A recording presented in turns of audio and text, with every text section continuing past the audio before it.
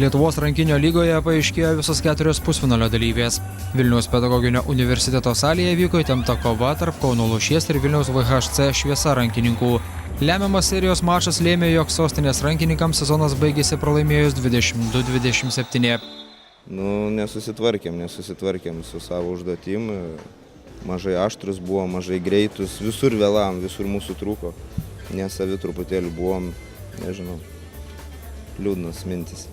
Pritrūko, nežinau, noro, galbūt pritrūko, aš nežinau, noras lyg ir buvo pažaidėjus, kalbėjom apie tai, jie jauni, jie nori eiti į priekį, bet ano komanda labiau norėjo, matėsi, mes ėjai visur vėlam, visur jie buvo greitesni, tuo labiau komanda fiziškai būdama silpnesnė, buvo greitesnė, tai aš manau, kad mes savo resursų kažkur tai neišnaudojam. Kauno Lūšies treneris po laimėtų rungtynių, kurios lėmė, jog kauniečiai žais pusfinalyje, džiaugiasi, jog komandos žaidimas su kiekvienom rungtynėm tik gerėja. Rungtynės buvo labai sunkios. Matyt, kad po rungtynių jau žaidėjai buvo tikrai atidavė viską, ką jie turėjo šiuo momentu. Bet man atrodo, kad šitos rungtynės buvo lemiamos ir nulėmė tai, kad mes išėjome į kitą ratą.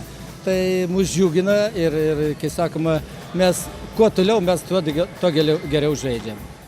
Vakar po labai atkaklių rungtynių Alytaus Almeida Stronglassas 24-21 įveikė Šiaulių universiteto Deringa rankininkus. Kaune vykusiose rungtynėse tarp Kauno Granito Gajos Kario ir Vilniaus HC Vilnius rankininkų pergalę šventė svečiai iš sostinės 25-21.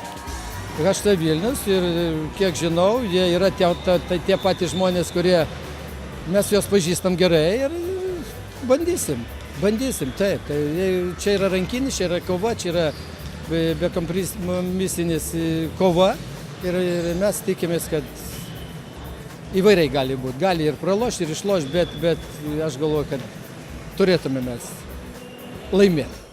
Pusfinalyje Alytaus Almeida Stronglassas susitiks su Klaipėdos Žemaitijos Dragūno ekipa, Vilniaus HC Vilnius kovos dėl patekimo į finalą su Kauno Lūšies rankininkais. Tomas Ramanskas, Mindaugas Urvila, Sport 1 žinios + Vilnius.